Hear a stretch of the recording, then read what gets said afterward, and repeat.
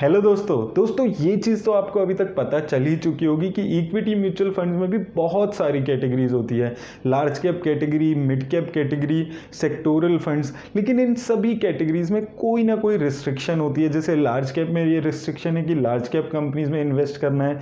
Sectoral funds में restriction होती है किसी पर्टिकुलर सेक्टर में इन्वेस्ट करने का।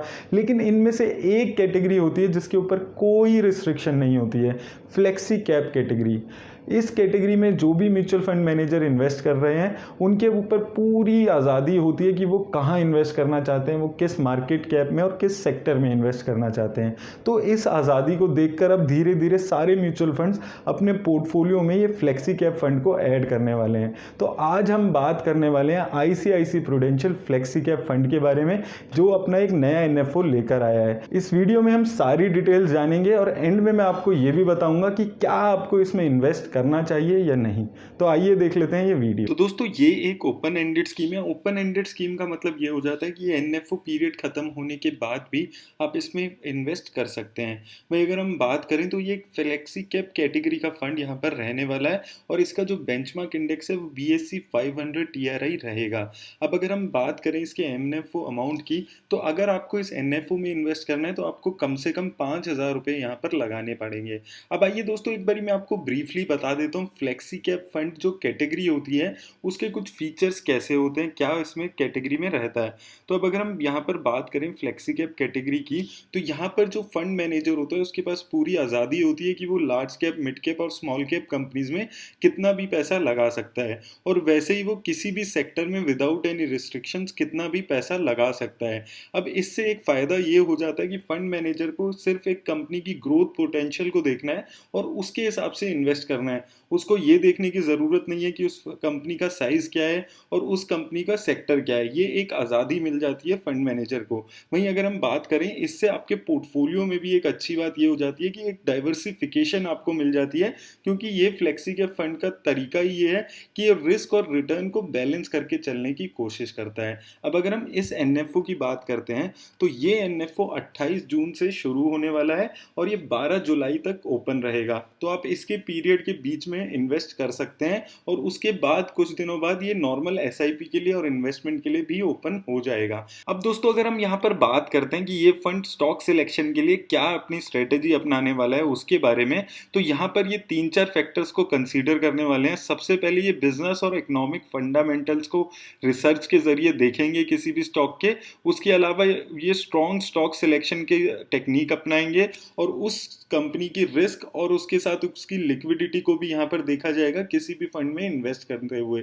उसके अलावा वो जो कंपनी है उसके लॉन्ग टर्म ग्रोथ प्रोस्पेक्ट्स को भी कंपनी देखेगी, उसके बाद ही यहाँ पर इन्वेस्ट किया जाएगा। और सबसे एंड में उसकी वैल्यूएशन को भी देखा जाएगा। ऐसा नहीं है कि बहुत हैवी वैल्यूएशन वाली कंपनी में इन्वेस्ट किया जाएगा, वैल्यूएशन के पैरामीटर्स को भी देखा जाएगा और उसके बाद ही यहाँ पर इन्वेस्टमेंट की जाएगी।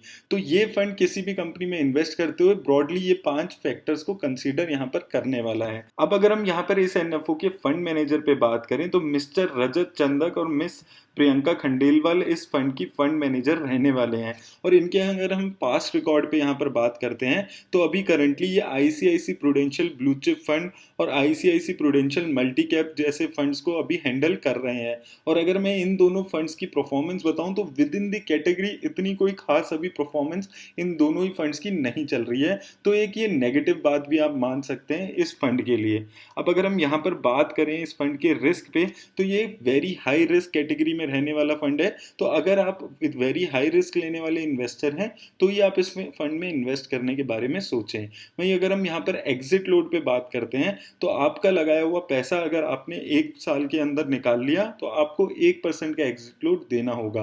और 1 साल के बाद अगर आप कोई भी पैसा निकालते हैं तो उस पर कोई एग्जिट लोड यहाँ पर आपको नहीं देना होगा। वहीं अगर हम टैक्सेशन पे यहाँ पर बात करते हैं तो ये एक इक्विटी फंड है, तो यहाँ पर इक्विटी की तरह यहाँ पर टैक्सेशन आपका लगने वाला है। है, यानी कि 1 साल के बाद अगर आप अपने फंड में बेचते हैं तो जो भी आपको प्रॉफिट होगा वो लॉन्ग टर्म कैपिटल गेन्स माना जाएगा और 10% आपको उस प्रॉफिट पे टैक्स देना पड़ेगा। आपको यहाँ पर ध्यान रखना है कि इक्विटी में 1 लाख रुपए तक की एग्जेम्पशन रहती है लॉन्ग टर्म गेन्स पे। वहीं अगर आप 1 साल से पहले इसको बेच देते हैं तो जो भी आपको गेन्स होगा उस पर आपको 15% का टैक्स यहाँ पर देना पड़ेगा। अब अगर हम इस फंड की एसेट एलोकेशन को समझे यहाँ पर, तो इक्विटी और इक्विटी रिलेटेड कंपनीज में ये 100 से 65% तक पैसा लगा सकता है। वहीं डेट इंस्ट्रूमेंट में भी 0 से 35% पैसा यहाँ पर लगाया जा सकता है।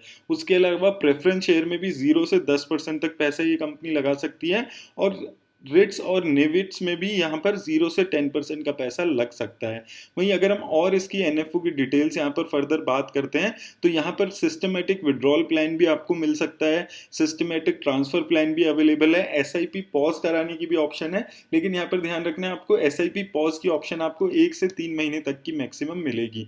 वहीं अगर हम ऑप्शन की बात करें तो ग्रोथ और डिविडेंड दोनों ऑप्शन यहाँ पर अवेलेबल है और डायरेक्ट और रेगुलर दोनों प्लान यहाँ पर अवेलेबल है। और अगर आप एसआईपी यहाँ पर बात करते हैं तो एसआईपी आप यहाँ पर मिनिमम 100 रुपीज से करा सकते हैं अगर आपको मंथली एसआईपी यहाँ पर शुरू करानी है। अब दोस्तों आइए ये देख लेते हैं कि फ्लेक्सी कैप फंड जो अभी मार्केट में चल रहे हैं उन्होंने कैसी रिटर्न दी है, जो टॉप 5 यहाँ पर चल रहे हैं, ताकि आपको एक आइडिया मिलेगा कि फ्लेक्सी कैप फंड्स अभी कैसी रिटर्न जनरेट कर पाते हैं। तो अब अगर हम यहाँ पर फ्लेक्सी कैप फंड्स की रिटर्न देखते हैं तो सबसे अच्छा फंड जो पिछले 5 सालों में चल रहा है वो है PGM India flexi cap fund, जिसने 20.5% के आसपास की पर एनम रिटर्न दी है। उसके अलावा पराग पारिक, डीएसपी, कैनरा रोबेको और यूटीआई के फ्लेक्सी कैप फंड्स हैं जो उन्होंने 5 सालों में अच्छी खासी यहाँ पर रिटर्न दी है। 20 से 18% की रिटर्न जो बेस्ट फंड्स हैं उन्होंने यहाँ पर दी है। ये मैंने इसलिए दिखाया ताकि आपको एक आइडिया मिले कि फ्लेक्सी कैप फंड्स कैसी रिटर्न दे रहे हैं। तो ये मैक्सिमम रिटर्न यहाँ पर इतनी हमें दिख रही है। अब दोस्तों सबसे इंपॉर्टेंट बात आती है कि क्या आपको इस फंड में इन्वेस्ट करना चाहिए या नहीं करना चाहिए।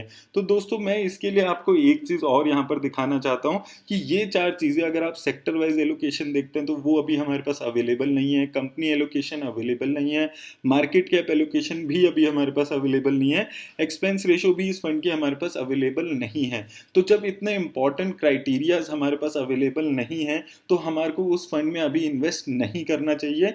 मेरी तरफ से मैं हमेशा यही बोलता हूँ कि एनएफओ में इन्वेस्ट करने से बेटर है जो फंड्स ऑलरेडी उस कैटेगरी में अवेलेबल हैं, जिनके हमारे पास sector wise allocation, company allocation, market allocation, expense ratio, past performance सब कुछ अवेलेबल है। हमें एनएफओ से अच्छा उन फंड्स में इन्वेस्ट करना चाहिए। तो मैं हमेशा आपको यही सजेशन देता आया हूँ कि एनएफओ से अच्छा आप जो फंड्स ऑलरेडी अवेलेबल हैं उनमें इन्वेस्ट करें। मेरी तरफ से दोस्तों आज इस फंड पर उतना ही। उम्मीद करता हूँ इस वीडियो से आपको इस फंड की एक डिटेल मिली होगी कि ये एनएफओ कैसे चलने वाला है। अगर आपको ये वीडियो अच्छी लगी है तो इसे लाइक और शेयर ज़रूर करें। धन्यवाद।